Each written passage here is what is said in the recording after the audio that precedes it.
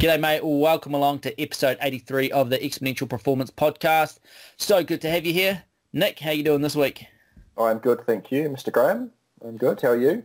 Yeah, no, very good, mate. Looking forward to digging a little bit deeper on the Great Southern Brevet, bike packing, ultra endurance type conversation we had last week or in the last episode.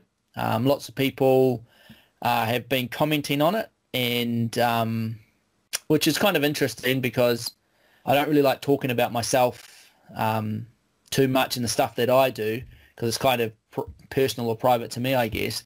I talk a lot about endurance and training and that, and it's from a general perspective, I guess, but when it becomes about me and quite personal, I kind of feel a little bit awkward, and people have been messaging saying, that bike packing stuff is crazy, and they feel inspired and that sort of thing, and it kind of makes me feel a little bit uncomfortable in that space, which has been an interesting reflection for myself. And so today we'll continue that conversation and sort of go a bit deeper on a few things we talked about last week. But before we jump into that, I probably did a really poor job of describing my training for the GSB in the last episode, and it occurred to me afterwards that why didn't I just tell people that all of the training that I did, or the writing that I did, is over on Strava, on my Strava account, and I believe that's just Strava, and then you just go and search my username, which I think is Matty G, over on Strava, and I've got a public Strava profile, so anyone can go and actually check out what I actually did, because I probably did a pretty poor job of describing the actual training that I did. So if you want to go and check that out, go for it. Otherwise, Nick, I'll throw it over to you, mate, and you can take us down the rabbit hole whichever way you like. Yeah, that was a good sort of shameless plug for you getting some Strava followers and likes, wasn't it? Yeah, absolutely. I guess as well that I do have quite not many Strava followers, probably because I don't put much up there. And I haven't put up anything since the Great Southern Brevet either. So I think the last couple of rides on there are the Great Southern Brevet stages that I did, and then all the training leading up to it. So don't go following me if you're looking for regular updates, because I haven't posted anything in the last 3 months, but all the Great Southern Brevet preparation is there. Yes, I guess we'll touch on why you haven't posted anything in the last 3 months in a minute or two. But absolutely, I like you. I had some really cool positive feedback from the first ep around the Great Southern Brevet, and people getting to know you and your story a little bit better, and what you did and what the Great Southern Brevet is. And I think the bikepacking scene is having this real growth phase as people are looking to maybe get away from traditional sort of mountain bike racing or road racing, and actually do some exploring at the same time as they are in an event. And the low-key nature, the low structure, but someone's keeping an eye on your kind of aspect of it is in a big appeal for people. So it'd be interesting, I guess, on that to know what it is, or why it is, that you settle yourself in for 3 days of not changing your bib shorts, sleeping in the middle of nowhere, eating cold pies, and what drives you to want to do that, because you've done it year after year for a couple of years now at least. Yeah, it's a hard question, that, and people often ask, why would you do what you do? And to be honest, I don't really know. Potentially I'm a little bit unhinged or mentally unstable. But I guess I was kind of drawn to endurance sport at a young age. And again, I'm not too sure why, but kind of the adventure side of it. The coast to coast started just up the road from my house on the west coast. So my dad would take me down and watch all the coast to coast athletes start. And the coast to coast was sort of the event that sort of got me inspired to get into endurance sport.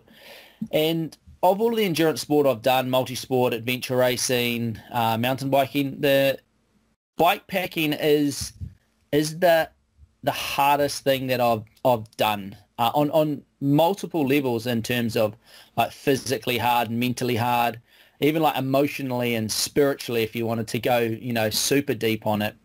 And I always find myself getting drawn back to it and a little bit of excitement around the adventure that it holds, the challenge that you're gonna face, and I really like the challenge that it represents. Or I'm sort of curious of how I'm gonna respond in such challenging situations, and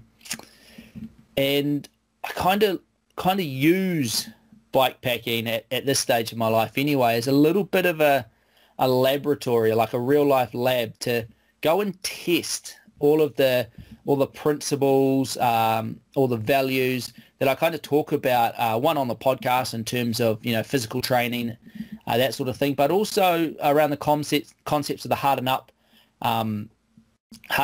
that we sort of dig into in the Harden Up project as well, in terms of sort of testing your mental resilience a little bit out there. I really enjoy, stories of, early exploration, survival situations, really challenging times. And I find that the bikepacking world provides this amazing opportunity to go and test yourself and push yourself to limits that I've never pushed myself to before. And adventure racing is kind of similar, but I find bikepacking versus adventure racing a little bit differently, because often they're about the same duration in terms of length and multiple nights out, sleep deprivation in the back of nowhere. But the thing I found difference between adventure racing and bikepacking is that often you'll be by yourself. So in adventure racing, you potentially have a team around you of another three other people, typically. And so when you have a really low patch, there's three other people there to help you out of it. If if you're feeling really good, then you can assist your team in that.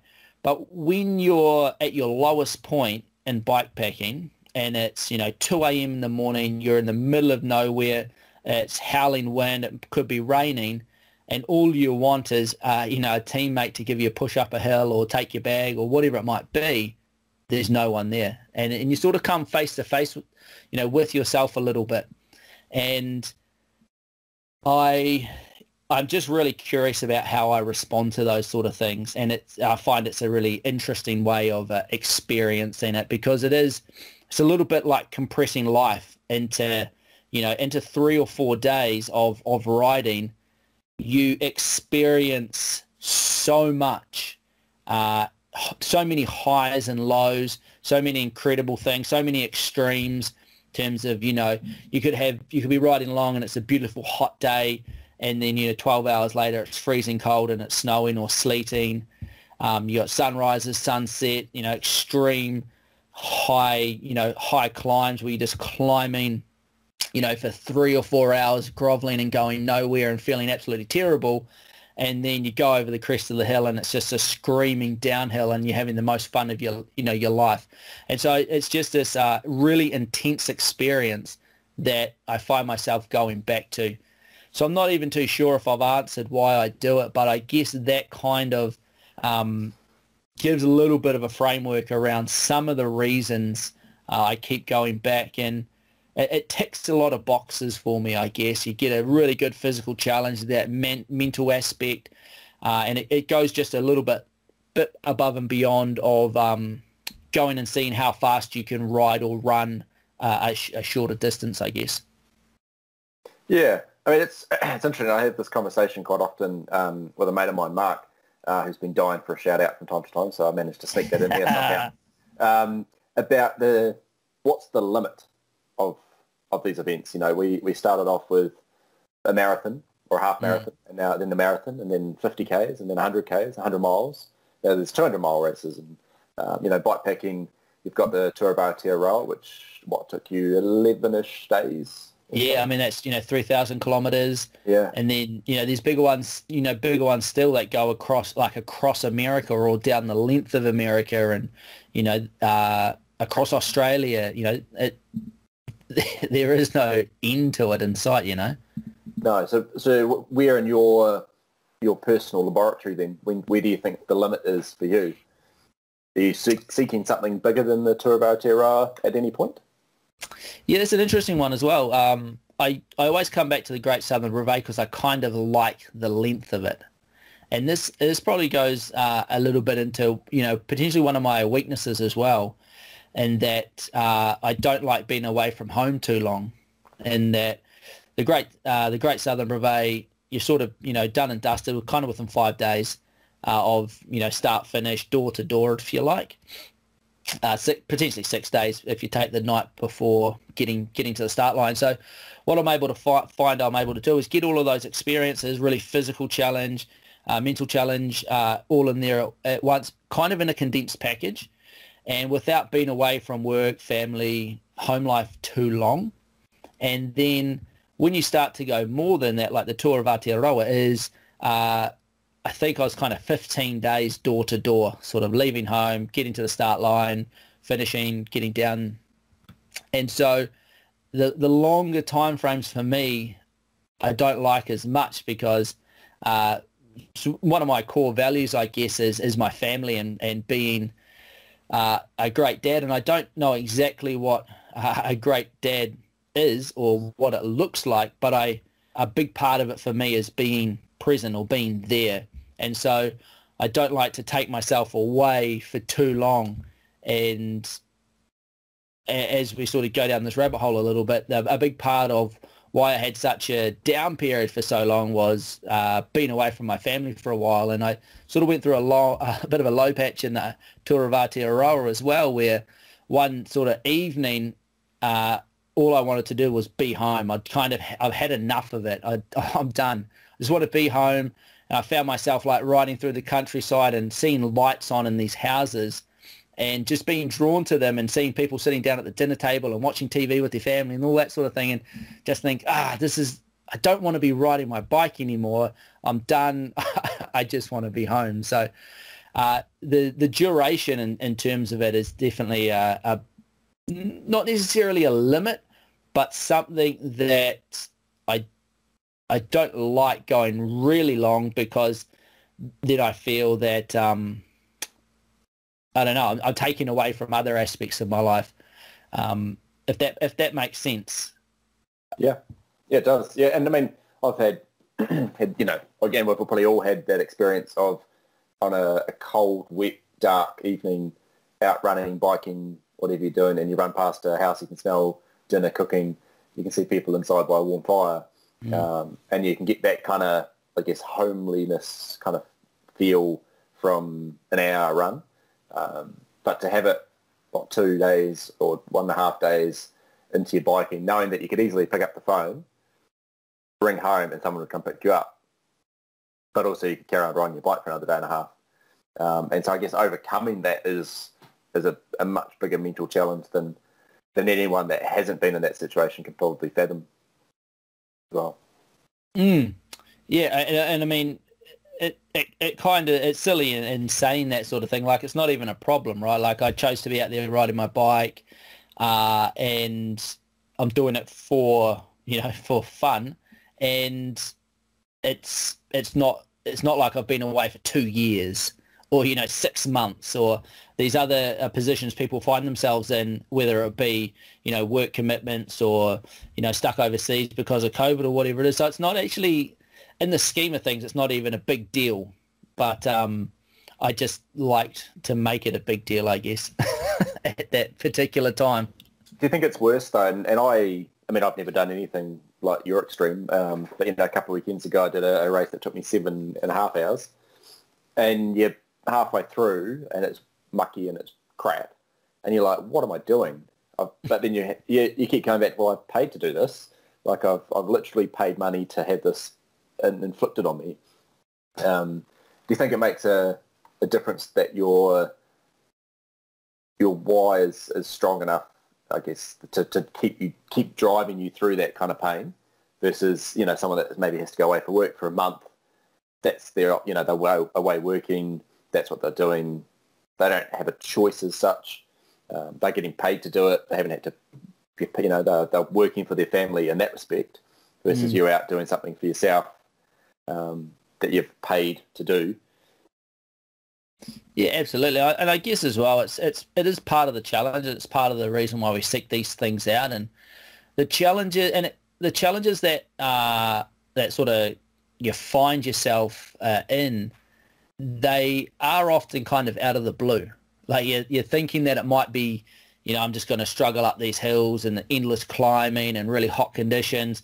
But then something sort of blindsides you a little bit and you're like, fuck, I wasn't expecting that. But now you've got to work through it. And that's the whole, point of, having mental resilience or being able to, get over these things and move forward and push through it, and, harden up and move forward sort of logic. And yeah, having that why behind what you do is crucial. And I always come back to myself as that this is the reason I'm here. Like I'm here to find a challenging situation to put myself in. And that's what you're getting. So, enjoy it, embrace it. Yeah. Yeah.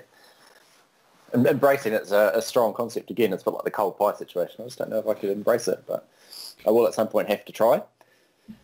And here's me thinking that I'm like, well, what do you mean you couldn't face a cold pie? Like that, it's not a struggle to eat a cold pie when you're out riding your bike for that long. It's like, this is awesome. Like, oh my God, I love this thing right now. Like it's not I've got to eat this. This is so terrible. I'm in such a state. It's like, yum, pies. Let's eat. I guess that's a difference. I mean, having not done anything of that extent, I'm used to thinking, oh, God, I have another gel in my mouth. Or I've got to have another drink of sports drink. It's sticky, sweet, and disgusting. But you're eating real food. And so there's probably this, I guess, this mental kind of, getting some real food in my body as a difference to people that are doing racing with traditional sports food, I guess. Yeah, I guess as well. There's that appreciation of things as well. In terms of like, I've never sort of enjoyed getting into bed as much as you do when you return from one of these things and you've been sleeping on the side of the road. Not that the side of the road's uncomfortable, because it's really comfortable sleeping on nice, lush, long grass in the middle of nowhere often. And you sleep really well because you're just out like a light because you're so tired. But when you come home and you get into bed and it just feels so soft. And just the little luxuries in life, like, cold water that comes out of a tap that's clean and it doesn't taste like dirt, or it doesn't taste like water purification tablets, or it doesn't taste like the last thing that was in your drink bottle. It's just, clean, fresh water, or like a warm fire, or, clean clothes, all of that stuff. When you come back from these sort of things, there's just this appreciation, I guess, for the small things in life. And I really like that aspect as well. And when you're out there, something that may seem like disgusting or something that you'd have to force down your throat like a cold pie, it's like, it tastes amazingly good. Yeah. Just because you're so hungry, potentially, I say so hungry, but I mean, it's nothing in comparison to, what someone that's actually starving and doesn't have enough food and all of that sort of thing. I guess it gives you a slight insight into some of these extremes around the world. Yeah. Yeah. No, it makes some sense in that respect. So you briefly touched on it before, but your in the first episode we heard a bit about your downturn in the GSB, about a 12-hour period where you were feeling a bit low. I believe you had to drink a significant amount of chocolate milk, was it, as well, through that time, which, will bring anyone back from the brink. But do you want to talk us through the process, I guess, leading into that and how why you felt down? And we'll pick it apart from there. Yeah, so it's probably it all sort of happened on the second to last day. So if you know the South Island very well, around the Lake Onslow, Ranfurly, Danzies Pass, Coorau type area. So sort of within about 200 kilometres of the finish. And the stretch from Lake Onslow down through to Ranfurly is just this like endless, straight, barren farm back roads. you turn a corner and you can't even see the end of the straight of this road, and it's just super long. There's no shade, and I was there in the sort of peak heat of the day, and I just absolutely cooked myself. I ran out of water and was pretty close to be going into a farmhouse and asking for water, which for me goes against the sort of self-sufficiency ethos of the event. So there was no water supplies, no creeks or anything that you could get water from was just, dairy farm contaminated. So I was riding with, sort of ran out of water for a couple of hours, and it's super hot, baking in the sun, no shade. Finally get into Ranfurly and just go into the shop and buy every single ounce of fluid they have there, 4 or 5 different bottles, cans of drink, and ended up just collapsing on the grass in Ranfurly there. And about 45 minutes later, I woke up and I was still laying on the grass thinking, fuck, what am I doing here? I need to get going. So I've drunk all of this stuff, and I was starting to feel pretty good, better than I had. But I think getting so hot earlier in the day sort of cooked me from the insides out quite well. So as I pushed through onto Danzi's Pass, it was getting into the night, and I was starting to realise that I wasn't going to be able to finish that evening.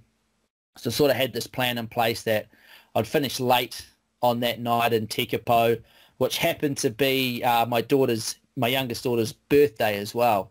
And she was really gutted that I was going to miss her birthday. And this is the first time that had sort of happened, that I was missing her birthday, even though we're going to do something, on the weekend when I get back, and that's when the party's going to be. The actual day of her birthday was this day. And so I knew she was sort of super gutted about it. And it wasn't until a couple of days before I left that everything sort of clicked with her that I wasn't going to be there for her birthday. Up until that stage, it wasn't really a problem. So that was sort of ticking away in the back of my head, you can't even get home in time because you're riding so slowly to get back for the birthday. And so I was working really, really hard to get to the finish line, but it just got windier and windier and windier in terms of a headwind. And I always tell people, everyone that I've ever talked to about wind will know exactly what I'm about to say. The reason they call it a headwind is because it's all in your head. And I've told so many people that, and it's 100% true, because it was super windy. It was a headwind and I was going so slow, but that didn't really change anything. What happened is I started making it a real big deal in my head that I wasn't going fast enough, that I wasn't going to get there in time, that yada, yada, yada, yada, yada. So I just got into this real negative headspace around everything, and I was just ready to be done. So I'm about 120 kilometers from the finish now, and it's, getting late into the night in terms of, 11, 12, 1 o'clock sort of time frames. And it's progressively getting windier and windier, and I'm just at my physical limit, completely shattered. And to give you a bit of an idea of what it kind of feels like to be out riding for this long, is I always like the getting up in the morning is a really interesting time in terms of how you physically and mentally feel. So you can imagine if you wake up and let's say it's 3 or 4 o'clock in the morning, so it's pitch black, it's cold, and whenever I wake up on a brevet, I tend to be shaking. So sometimes it's because you're so cold and you wake up because you're cold, but I wasn't cold, but you're just sort of shaking in this uncontrollable shake, and you feel like you're going to vomit. I often do, especially in the last few days, because you've been working so hard, and you've got a pounding headache, and you're a little bit disorientated because you're not exactly sure where you are, and then it sort of dawns on you where you are and what you've got to do, and it's like the worst feeling ever, because you're going to have to put your cold bike shorts back on, your your bum is not in an ideal state, let's say. And I always say that, when you've been out for a long bike ride and you've got a real sore ass and you're like, far out, this must be bleeding. Like, my sit bones where they sit on the seat, surely they're bleeding. Like, this is really sore. And you have a wee position yourself in the mirror to have a look, and there's nothing wrong down there, not even any red marks. However, a few days into a brevet, especially the Great Southern brevet, because it's so rough, your butt gets a real pounding from it. There's literally scabs on your sit bones. And so you put your cold bike shorts back on and your chamois kind of feels like sandpaper or cardboard, and then you have to try and sit on your seat. But your body's just incredibly sore. It kind of feels like you've been run over by a bus, and everything's sore and stiff, and your knees are swollen up. Your feet have got these big, deep folds in them, and everything's hypersensitive. Your hands tend to be a little bit either numb or going numb, some of your fingers, or tingly at least.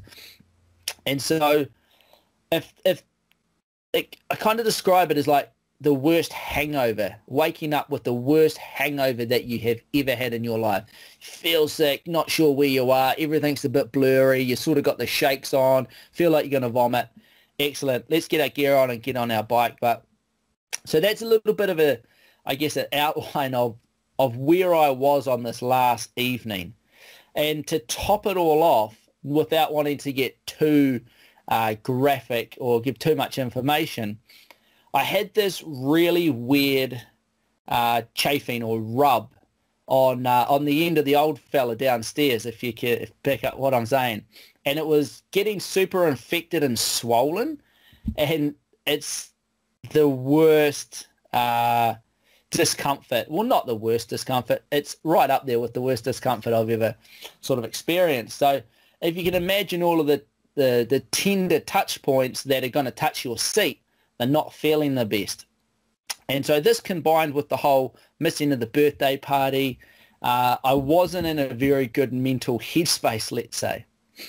And so I wasn't going to make the finish line in sort of my goal sort of time, and I felt terrible, and I was just ready to be done.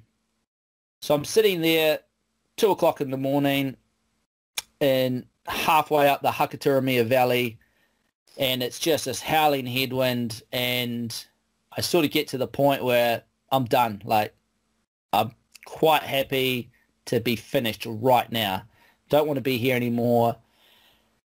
And then I sort of go through this process in my mind, because this has kind of been unfolding all day, right, to get to that point. You get this negative thought cycle going on in your head, and it's all big downward spiral. Have these two voices on each shoulder, one saying, come on, harden up, you can do this, just push on through, and this other one going, rah, rah, rah, all this negative stuff. And there's probably some people who, psychologist type people that are listening to this, probably saying that I need some help with all this internal conversation that I'm having with myself. But it's never, I'm never lonely out there because I've got all this internal mental chatter going on, I guess.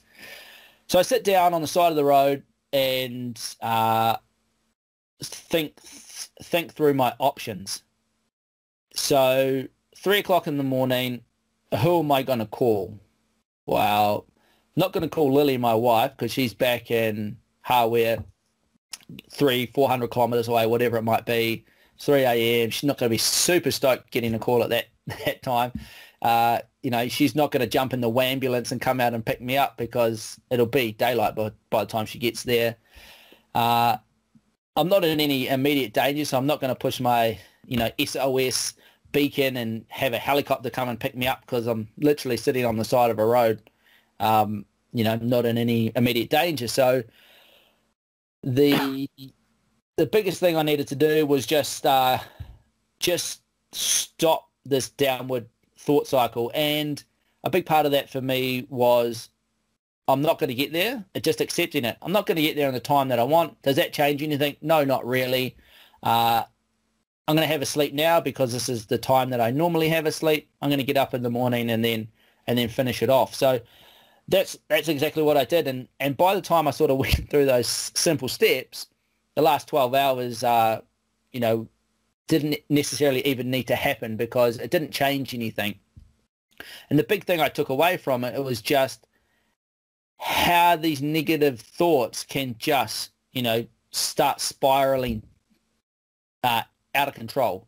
And they sort of layer upon each other, and you got a little bit of physical discomfort there, and it just feeds into it. Next morning, woke up physically worse than the day before, right? So everything sort of deteriorated more. The infections have got worse, and in a terrible state. But I finish off in a super good headspace. Only thing that had changed was how I was thinking about things. And so it sort of showed a couple of things to me, in that it gave me a really small insight or appreciation of how you hear these stories of people who just laid down and died because they'd had enough. So I'd never really understood that before. I'd never understood how someone could give up, lay down on the side of a track, or, you hear about it on Mount Everest, how they just give up, lay down, and they die. And I'd never understood that before. And I got a very, very, very small appreciation of that now, of, yep, I can understand how people just get to that end and say, I'm done. Because I always thought it was a point of just push through. You've always got more to give, whatever it might be. But I kind of understand that now. And another thing that I got a sort of a small insight in is how extreme events influence people's behaviors in the long term. And what I mean by that is, for example, my grandfather was a prisoner of war in World War II, captured by the Nazi Germans and put in a prisoner of war camp for 4 years, and in Poland, and it snowed a lot, and he had to march over like 1,000 kilometers at the end of the war as everyone was invading Germany and pushing all of the German soldiers back. They got everyone in the prisoner of war camps and said, we're going this way, away from the advancing armies. And he marched for, over a month through frozen conditions, snow. And he hated snow, apparently, for the rest of his life. Never wanted to be around it. He used to work up in Arthur's Pass as a roadman, and in the winter it would snow, and he'd be responsible for getting rid of the snow. Quit the job when he came back, not doing that anymore. Don't ever want to see snow for the rest of my life. I never quite understood that because I really like snow. Love skiing, that sort of thing. Another story that I heard around people that have been in concentration camps, Jewish concentration Holocaust survivors, they were so hungry, and for years afterwards, they'd always carry around a piece of bread in their pocket. I never really understood that. Why would you do that? But apparently it was just always, they put their hand in their pocket and they knew that there was some food there at least. They were never going to go starving, for their life, because they had that piece of bread there from all the experiences they went through. And these are quite extreme examples. And again, I got a really small look into this, in that I was just obsessed with cold drinks for like 2 weeks after the Great Southern Reveille this year, because I'd been the thirstiest I'd ever been during this couple of hour time period when I ran out of water. It was super hot and ended up, passing out and falling asleep on the grass. And I'd never been that thirsty before. And I was thirsty for like 2 hours. Like, it's so pathetic. It's not even funny. After the event, I went in to the shop and brought like 10 different varieties of cold drinks, like different cans, different bottles, different flavors of the same drink. Got this big thing of ice and put it in this container, so they were all sitting in there for the drive home. And for the next 2 weeks, I'd like have water in the fridge all the time, and just became completely obsessed with having cold fluids on hand all the time. It was so bizarre, but it kind of gave me this little insight into how, people would develop these sort of lifelong behaviours from these extreme experiences that they go through. And that was super interesting for me as well to experience and go through that. Nick, I've just been talking. I don't even know where we're up to, mate. What's going on here? Well, it's interesting. Just trying to, I guess, connect a couple of similarities between what you're talking about, I guess, with the spiraling of the mind, and I guess the general mental health and well-being of people that might be listening. And it kind of ties in nicely with the Harden Up project. And I do sometimes get people saying, well, you can't just tell someone to harden up all the time, because sometimes they don't need to harden up. And it's true. We're not sitting here, and we've explained that before, trying to tell people that everything's fine if you just pull your socks up and carry on. But a lot of mental health and anxiety sufferers aren't the best at putting, good nutrition or food of any sort into their body. And it kind of, I guess, where you all started, you're pushing so hard, trying to make this time to get back to see your daughter, and, you're not drinking enough because you didn't have any water, and you might not have been eating enough, and therefore the spiral of that down the track, as it builds and builds and builds, ends up with, sort of passing out for 45 minutes with 10 empty drink bottles around you, and then pushing on to the mind getting worse and worse because you've allowed it to become sort of depleted so heavily. And, maybe if you'd had access to water coming out of the back of Lake Onslow, for maybe, let's say two water stops might have been enough to have kept you going. Who knows? And so it's a good reminder, when you are feeling a little bit down, or, your mind's going a little bit crazy, just to make sure that people are still eating and drinking, as a very small aside. But it's a fascinating story to hear that unfoldingness, I guess, of you, because you watch your dots, or, you might see a few photos of you at the finish line. You're all happy, you're all smiling, and you've got no idea that within that period you've had this 12 hours of hell almost. I do think we might have to make this an explicit podcast rating after your graphic rash story there. It might scar a few people. Mate, it has literally scarred me. Didn't even know it was possible. No, I think that's probably enough graphic insight for people for a change. But do you find though? So, I mean, most people won't get to experience a 3-day or 4-day kind of brevet, whether it be purely they have no desire to do it whatsoever, through to just not going to be possible. But do you think that experience for you with this down spiral of the mind and the places you got to will transfer across to helping you in day-to-day life? Absolutely. I think it's one and the same. So endurance athletes have got higher pain tolerance than the general population, based on some research that they did where they put people's hands in ice buckets, and endurance athletes are able to withstand more pain than the just general person, because they think it's just because that every day they go out and they push that physical limit, and what our decisions and everything and our perceptions are just feedback from our nerves, from what's happening around us, from our senses, what we're seeing, what we're hearing, what we're feeling. That's just feedback that we're getting. It goes into the central motherboard of our brain, and then we try and make sense of what's going on around us. And I think a big part of that is having comparisons that you can compare yourself against. And a lot of the time comparisons go in the negative way. I wish I had that, or that's got so much more than me, or you look at social media and everyone's got a wonderful life and yada, yada, yada. But I think, and I've shared this on the Harden Up Instagram account as well, of comparing yourself to people that have less. Refugees or people in Syria that are living in bombed out houses trying to bring up their families. And there's some incredible comparison photos of, the Western world and then, the Syrian combat zone sort of world side by side. And it's very humbling, I guess. And I think the same sort of goes with endurance events. is if you think about it enough, you can take those experiences and lessons back into your normal life.